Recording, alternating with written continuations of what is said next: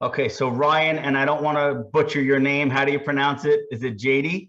Yeah, it is. Good job. Perfect. All right, yay. Gonna close this. Fine. Okay, and then Fonzie is the puppy, right? Yes, he Yeah. is. How old is? Oh, yeah, I did record. How old is Fonzie? They said between like 9 and 11 months. Okay, so puppy. Yeah. Okay, and it's a male. He's neutered, right? Yes. Okay, how long have you had him? A week today. Yeah. Oh, very new. Very new. A week and a day. Okay, congratulations and my condolences all at the same time. He's honestly super sweet, and Okay. like we're pretty experienced dog owners. Oh, good. It's just one particular issue. Okay. All right. Well, first, if you don't mind, just run me through what his day looks like on a usual basis. Okay, so it kind of depends on if it's a work day or not. Let's go work day, because I'm sure that's when he gets the least stimulation. So yeah, so we have it set up where Mondays he spends time at my sister's house while we're working. She has a dog. They get along great. Tuesday he goes to doggy daycare the whole time we're at work. Wednesday he has to be in his crate, which is the problem. okay. Thursday he goes to doggy daycare again, and then Friday he is in his crate. Okay, so yeah, all right. So Wednesdays and Fridays are the only days he doesn't get his stimulation, then I guess. Right. Okay. And we do puppy training class Wednesday night just for socialization purposes. Good. We also do evening walks. We do evening training, like 5 minutes at a time, and then a break, and then whatever. The problem is he seems to have pretty severe separation anxiety, to the point where he's willing to hurt himself. And now he's created when he's unsupervised, right? Yes, and Yeah. we tried putting him in, like, to see if it was crate anxiety, to put him in just the bathroom with like everything taken out of it. Our walls are tiled halfway up, so we didn't worry about that. But in 30 minutes, we were gone. He chewed up the molding. So it seems to be pretty severe. We've been feeding him in his crate. We've been sprinkling treats in his crate because he's not crate trained either, which also doesn't help. Okay. But Seems yesterday, okay with the crate. yesterday, like, he'll go in there willingly looking for goodies. Yesterday, he spent 40 minutes just like hanging out in there while we were in the living room. Okay. It's just while we're gone. Okay. When he went in there to hang out on his own when you were home, was the door closed or it was opened? It was open, but we've been opening and closing it while we're feeding him. Mm-hmm. And he's not like concerned about us locking the crate or anything like that. We got an extra crate yesterday. Because I'll show you. I'll take you a Yeah, sure. mini tour. He's currently sleeping, like the little gem that he is. So this is the one he's been in. It's the indestructible one because our other dog has good. separation anxiety issues.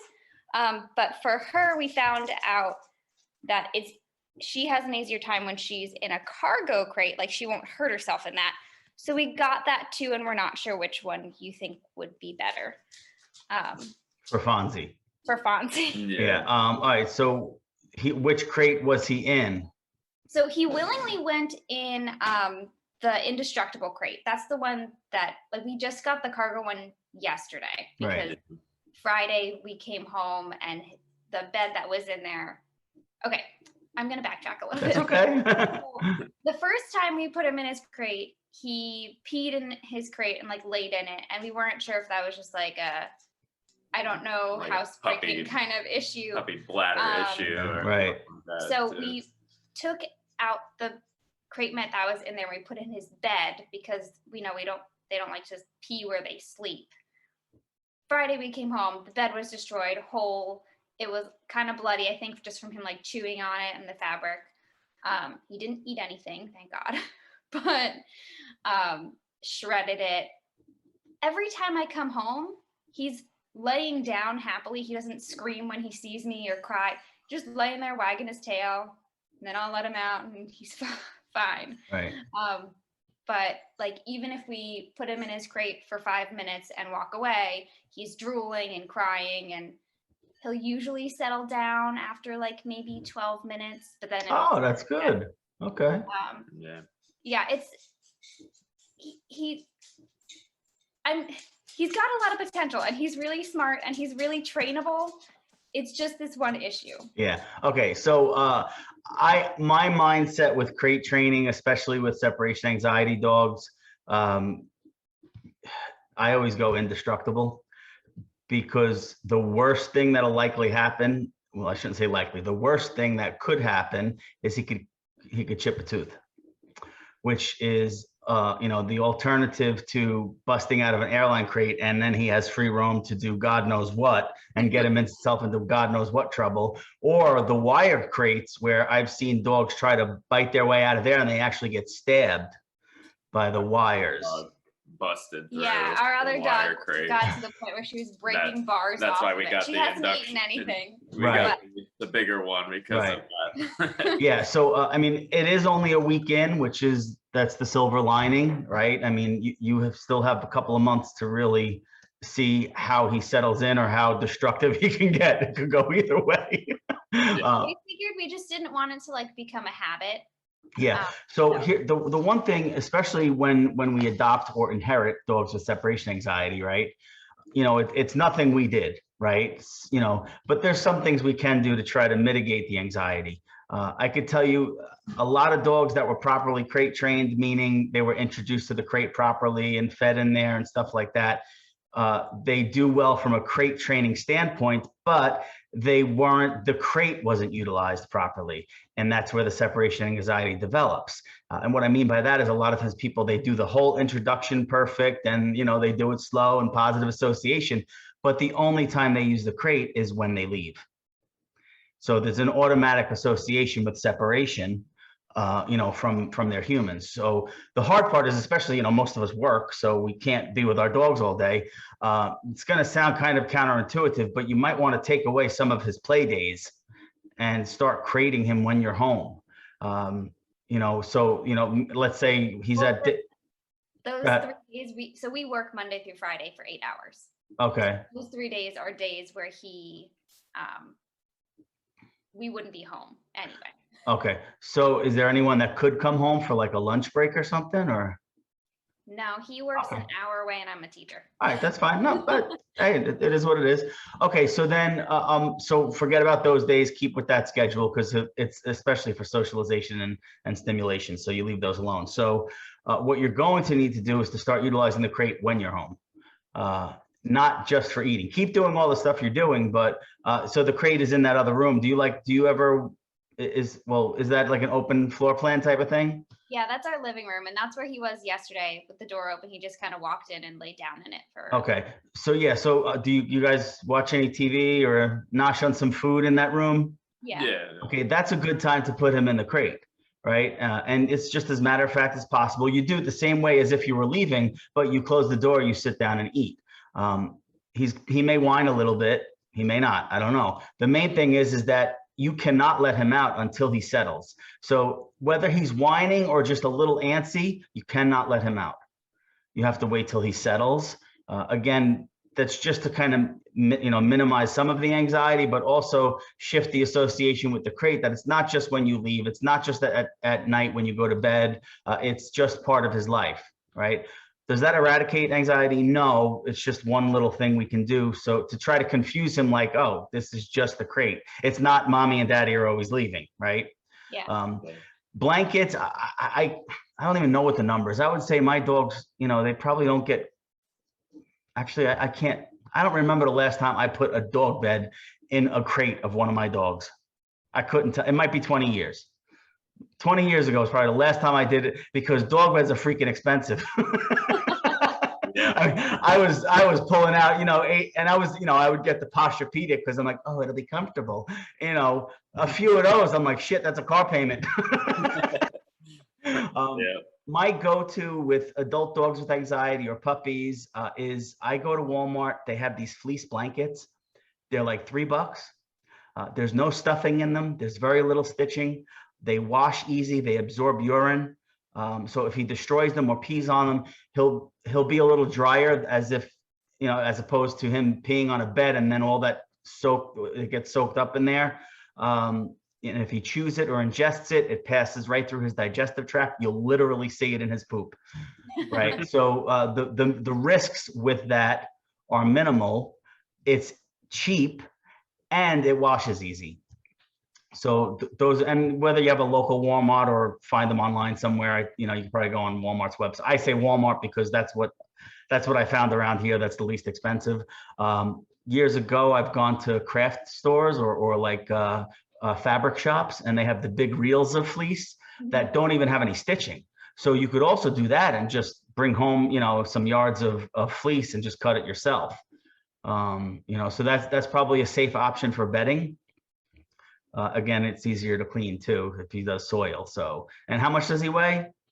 Right now he is 40. Okay, so and that's a 36-inch crate. So, that's ample room for him. Keep feeding him in there. The soiling, it could be associated with separation anxiety, not necessarily crate training per se. So again, after 1 week, it's hard to say which way.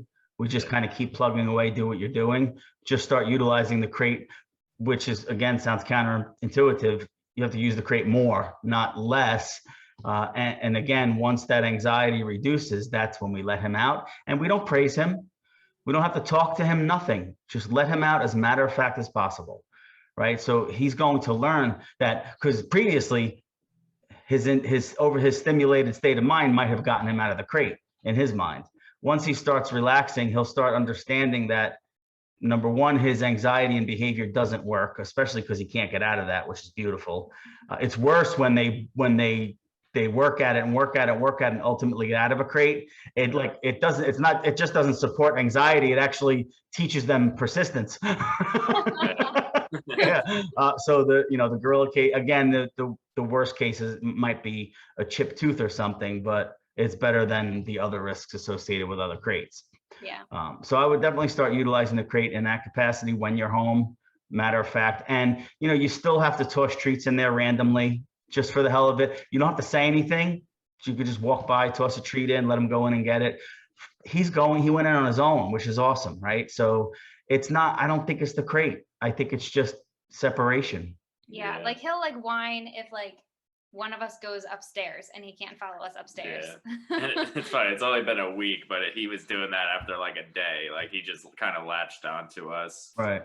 And which is sweet, but we definitely haven't been letting him out of the crate if he's whining or anything. We know that with our other dogs. So it's good to hear that we're still doing the right thing there. Good. Yeah. We don't even really make a big deal of coming home. Yeah. If he's out and we're home, we're we don't even look at him, just let out the crate kind of thing. And so, you just read my mind in my next little note here. Yeah. Perfect. Our other girl, she is a rescue too and has crazy she can see me upstairs and she's still crying. She would rip a hole through the wall if she wasn't crated when we left, just to be near her. Right. But we were going to ask you, do you think we should crate them both in the same room? Maybe it would help him if he knew that she was in there as well. The only reason I haven't done it is because before Fonzie, we had another dog who was very confident, loved the crate, didn't have separation anxiety, and she would freak out and it would stress him out. He would get he would pant in his crate because of separated. her. So we separated them and then he was fine. So if we think it would help him, we're willing to do it. But I don't know if her, she doesn't freak out every time anymore. It's kind of maybe for 5 minutes once every 5 hours, she'll be and then she'll settle down. Okay. That's not terrible. And you said he's settling down after about 12 minutes. Yeah. Which is, I have a dog here. She's better now and she's down. I got her down to an hour of not whining, right? Which I'm nuts, but whatever. The hardest part is we do feel bad. You do feel bad, but intellectually, if I can't give in. It always works. I would say there's no answer to that. You have to try both. Okay. Right? Try with or without. I'm a huge fan of setting up cameras. Yes, we just bought one. It hasn't come in yet, but it's coming. Beautiful, because now we know we can see the initial spike of anxiety. Most importantly, there's usually subsequent spikes throughout the day or throughout the hour. We can not only see how frequent the spikes are, but how intense they are, like how intense they get, or is there does the intensity reduce each time, right? So, first time he's a 10, next time he's an 8, next time he's a 7, next time he's, you know what I mean? This way we have tangible data at our disposal to see how intense he gets, how long the outbursts last. Is she instigating or triggering him, or is his anxiety independent of her anxiety, right? Because you hit the nail on the head. Some dogs can feed off each other, but we don't know until we know. Yeah. So beautiful. Yeah. For what we do know is, like, we don't really crate her if we go anywhere or whatever, but when we've crated him when we're home, like, even if she's in the room, he will still freak out. So she's loose. She's not crated. Right. But she doesn't like, well, she's crated when we leave, but like, okay. we're upstairs and she's down here, we'll put him in the crate just because we don't, we want to be able to watch him when he's around. So right. Yeah, I just wanted to make sure we were on the same page as far as creating them both when you're gone. We do, just because she will hurt herself if we don't. Oh, yeah, I'm a fan of crating, so I don't care what your reason is. I'm a fan of it. Two dogs, especially anxious dogs and puppies, I mean, they get into trouble fast. Yeah. So try it. Let's see what happens. The position of the crate. You can also play around with that. There's some trial and error in that. Does he do better in a corner or up against the wall, in the middle where all sides are exposed? The proximity of the crates to each other. You could play around with that. Again, I'm sorry, there's no formula to it because dogs, they're individuals like we are, and what works for one doesn't work for another. But I'm so happy you're getting a camera because it makes your job just easy in the point from the point of, okay, we know what we know. There's no guessing. So so I'd be interested to see what you find out, especially the first time you crate him. So I'll let you know. Yeah, sure. As far as everything else sounds like you're doing everything right. Coming and going is a non-event. Daily walks. He's getting stimulated a few times a week outside the house, which is wonderful. Because household issues are one thing, not having time to do the other things that are important to their social development. That's usually where a lot of people have challenges because they work all day away from home. So it's good that you have those few days. That's super important, even at 11 months old. So for sure. And he's doing great with all that. He is. He's literally great with dogs, people, and everybody. Like the thing that I think spooked him the most was like a leaf that was like blowing in the wind as we were walking. He was from the south. He didn't have that down there. Yeah, that's funny. So are you doing any supplements like CBD oil or anything like that? So we just picked up Friday. We got like hemp treats. Okay. So we haven't like really gone anywhere. So we've just been doing like little short, like 2 minutes in the crate when we're home and we're still here, that kind of stuff to help. Oh, gotcha. Get more used to it. Right. But we're going to go to the grocery store after this. So we're going to like give them 2, see if that helps a little bit. Yeah, the hemp treats aren't going to work. Nah. I think there's only like 2 or 3 milligrams per treat or something like that. You could definitely, every little bit will help for sure. Yeah. But they also have calming treats that have like L-theanine in it, St. John's wort, valerian root. You can mix those with the hemp treats, or if you get your hands on some CBD oil, the CBD oil, because you can get up to 17 milligrams per dose in one shot of the CBD oil. If it's like 500 or 600 milligram bottle or above, you're going to get anywhere from 16 to 20 milligrams per dose. We have some from Goose. Yeah. I think our previous dog had medical issues. Okay. And I think we might have leftover CBD oil from that. Okay. Yeah. So how much would we give him though? Do you? It depends on how many milligrams are in the bottle, right? So if it's a let's say it's a 600 milligram bottle, there's going to be 30 doses of 20 milligram shots basically. So That's the 600 milligram isn't the dosage. That's the total amount of CBD in the bottle. So whatever the milligram total of the bottle, but you could turn it over. It'll tell you how much is in each serving. A decent amount for a 50-pound dog is, maybe anywhere from 14 to 17 milligrams is decent. I've given some dogs, double dose initially because it doesn't make them loopy. It doesn't have the THC in there, but it just kind of takes some of the edge off. And if you're going to be giving him CBD treats, buy the CBD oil and make your own treats because it's cheaper. Because you're getting, what dosage is in each, the appropriate dosage. Even like I'll soak it on some dog biscuits and just let it sit for 10 minutes, let the biscuit soak it in and then give it to the dogs because some don't like to get squirted in the mouth. So I'll just soak it on a biscuit. And, I know that biscuit is literally the same amount of money as a whole bag of hemp treats. I mean, what they cost you, 20 bucks? Yeah. Yeah. If you look how many milligrams in there per treat, it's probably anywhere from like 2 to 5 milligrams, which you would, about that. No, like, yeah. So CBD. Yeah. I mean, some of the higher end ones obviously have more milligram per treat, but it's, the cost of the bottle obviously is usually anywhere from 60 to 100 bucks. I'm like, oh shit. But if we compare that to how many treats we would need to buy to get to that, and we know what they're getting. So, but yeah, you can combine that with like calming chews, the L-theanines, the valerian root, St. John's wort, things along those lines. The other thing is, do you have any lavender oil at the house? No, but our trainer, our puppy class trainer, said that might be something that would help too. Yeah, and you don't want pure lavender oil to come in contact with his skin, but you could. Is his crate just on hardwood, or is there like a blanket under it? I didn't notice.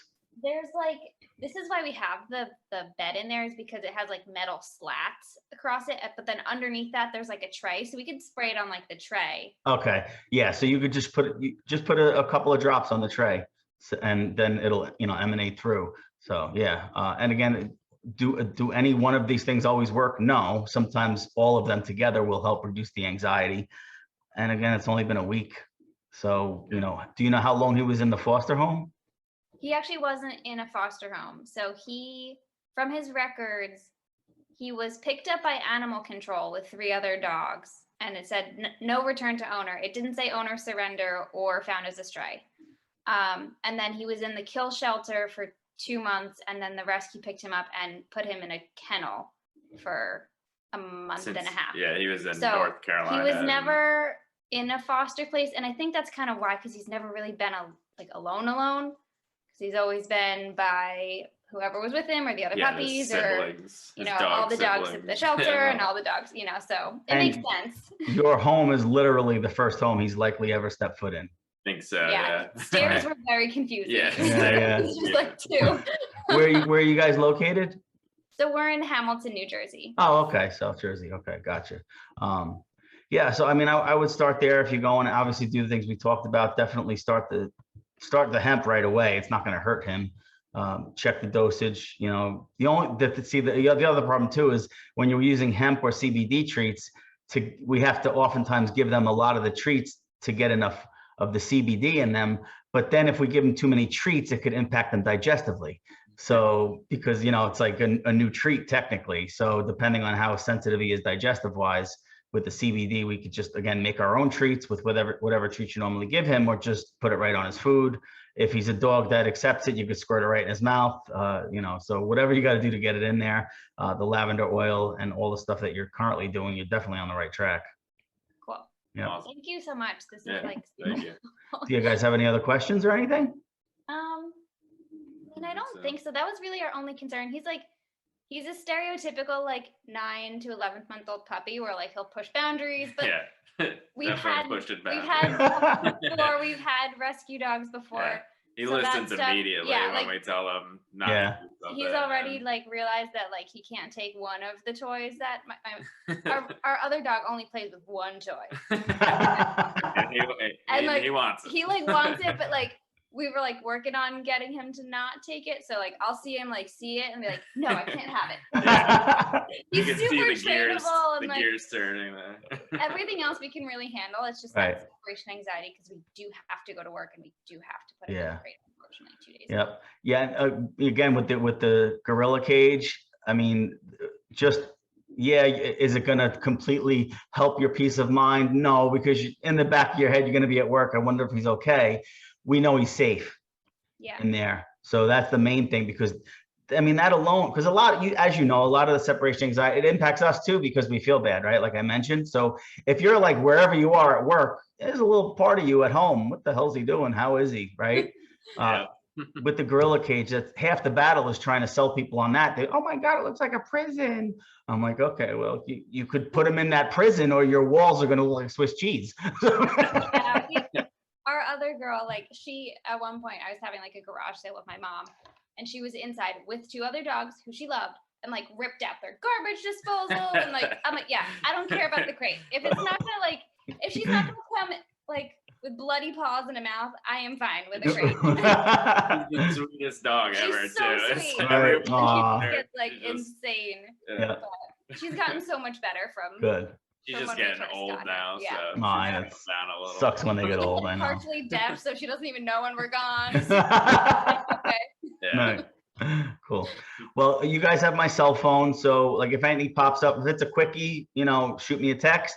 If you got to chat about something, just call me and we'll chat.